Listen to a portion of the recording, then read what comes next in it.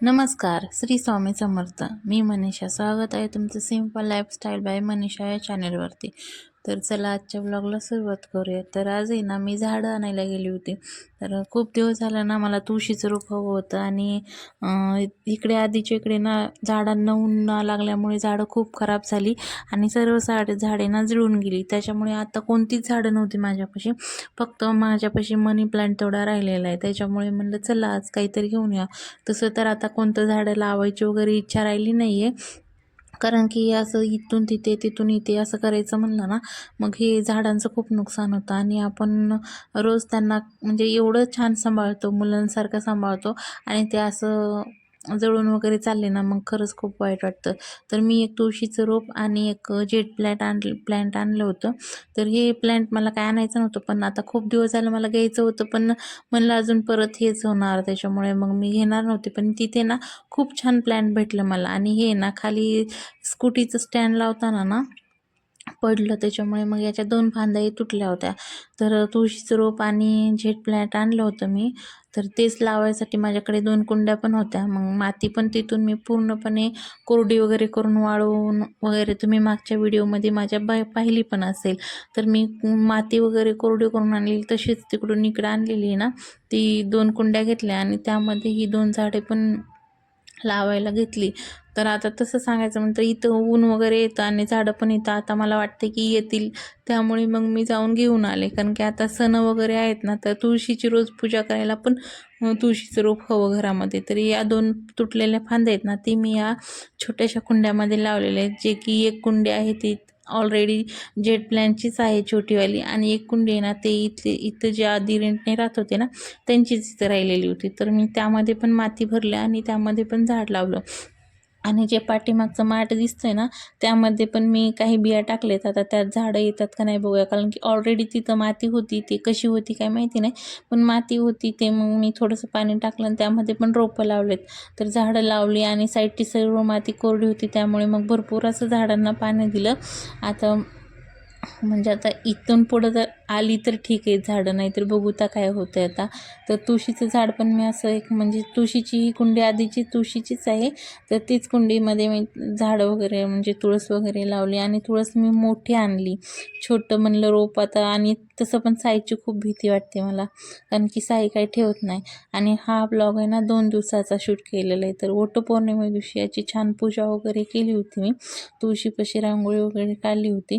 दिवा काय राहत नव्हता इथे. दिवा पूर्ण म्हणजे हवा आली ना विझेल असं वाटतंय, पण तरी पण मी थोडासा मध्ये कुंडी आणि भिंतीच्या मध्ये ठेवला आहे, त्याच्यामुळे थोडासा तो जळत होता.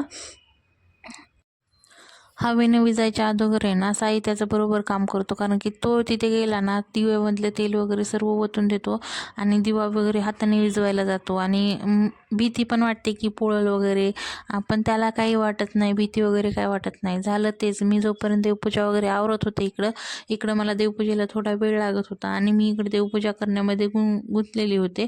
तोपर्यंत त्याने तिकडं सर्व वाट लावलेली होती. दिवा वगैरे तेल वगैरे ओतून दिलं होतं आणि ते दिवा वगैरे खाली फेकून दिला होता.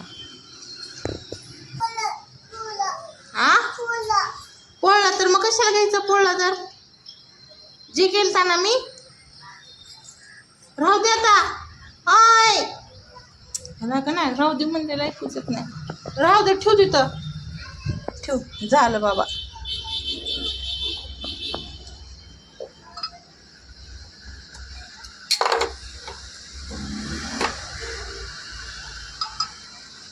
काही गरज आहे का एवढं उठारेटा करायची? दिकडा सोड, दिकडा दिकडा आण लवकर, चल आण लवकर, दिकडं ठेवायचं. चल इकडं. ते ना कसं झालं त्याला की ते ना गॅलरीतून खाली टाकायला काही पण म्हणजे काही पण वस्तू घेतो तो आणि खाली. टीव्हीचा रिमोट म्हणत नाही, काही दिवा म्हणत नाही, किंवा कोणती त्याची खेळणं म्हणत नाही, कोणती घरातली वस्तू म्हणत नाही. भांडे वगैरे सर्व खाली फेकून देतो. त्याच्या जे हाताला लागेल ना ते सर्व वस्तू तो गॅलरीतून खाली फेकून देतो. आणि तिकडून डायरेक्टली रस्ता आहे ना, त्याच्यामुळे गाड्या वगैरे सारखे येत असतात, त्यामुळे ते वस्तू खाली गेली, पटकन पळत गेलं तर मग ते वस्तू सापडते, नाहीतर मग पूर्ण त्याच्यावर गाडी जाते. आणि त्या वस्तूचा नाश होतो. हे कसं आहे माहिती आहे का, नजर घटी दुर्घटना घटी तसं काहीतरी काम झाले माझ्यासोबत. आणि याला किती पण आरडलं ओरडलं तरी काही फरक पडत नाही. तो माघारीच आरडायला ओरडायला येतो. आणि आता गॅलरी लावून बसलं की मग तो ओरडायला सुरुवात करतो, उघड उघड उघड. जोपर्यंत उघडत नाही तोपर्यंत रडायचा बंद होत नाही. याचं असं इतके का हे चालू असताना म्हणजे इथं आल्यापासून तो म्हणजे जास्त आगाऊपणा तर नाही, फक्त हे खाली टाकणे ना हे आगाऊपणा खूप करत आहे. तर असं माझ्या इथं पुरणपोळ्या चालल्या होत्या. तर स्वयंपाक वगैरे आवरून म्हणजे मी ना एकीकडे कुकर लावला होता डाळीचा आणि इकडे भात वगैरे लावला होता. तोपर्यंत मग मी बाकीचे कामं पण आटपत होते. म्हणजे तिकडे पण कामं चालू, इकडे पण कामं चालू असं होतं. आणि म्हणजे ज्या गोष्टींना वेळ लागतो ना ती गोष्ट म्हणजे आता डाळीचा गॅस वगैरे डाळ वगैरे शिजायला वाढू लागतं किंवा भात वगैरे शिजायला म्हणजे वेळ लागतो, त्यामध्ये आपली दुसरी काही कामे होतात. तसं मग मी काही कामं करून घेते, कारण की साईला पण सांभाळायचं असतं, मग स्वयंपाक पण हे पण, मग ते वेळेनुसार होत नाही. त्यामुळे तर इथे ना माझ्या पोळ्या वगैरे बनवून झाल्या होत्या सर्व. भात आमटी भजे वगैरे बनवून झाले होते. राहिले होते फक्त पापड तळायचे राहिले होते आणि पोळ्या बनवायच्या. मग पोळ्या पण बनवून घेतल्या आणि पापड वगैरे ते पण तळून घेतले. तर आजही ना वडपूजा करायला आम्हाला थोडंसं उशिरा जायचं होतं, कारण की ना माझी मैत्रीण आहे ना ती जॉबला जाते. मग ती जॉबहून आल्याच्यानंतर आम्ही दोघी वटपौंजईला जाणार होतो आणि बाकीचे सर्व जाऊन आले होते. मग तिच्यासोबत कोणी नव्हतं, त्यामुळे मी थांबले होते आणि त्यातून पण मला पण कामाला थोडासा लेट लागणार होता, त्यामुळे मग आम्ही दोघी थांबलो होतो. तर आता मी तयार झाले होते, ती तयार होऊन माझ्याकडे येत होती, त्यामुळे मग म्हणलं चला आता एक व्हिडिओ घेऊया. आणि तर मेहंदी काढली ना, हां आंघोळ करताना धुतली ना. कोणी काढली साईच्या मेहंदी?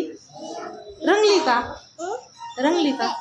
तिथं नाही का नाव? काय काढले साईचं इथं? तिथं नाव काढले का? काय नाव काढले साईचं? साई. तर आम्ही दोघींना आवरून वडपूजा करायला गेलो होतो. तर तिकडे गेल्याच्या नंतर वडपूजा वगैरे केली, मंदिरात वगैरे गेलो, आरती वगैरे घेतली आणि त्यानंतर घरी आलो. तर आजचा व्हिडिओ कसा वाटला कसा नाही नक्की कमेंट करून सांगा. आणि चॅनलवर नवीन असाल तर एक सबस्क्रायबर जरूर करा.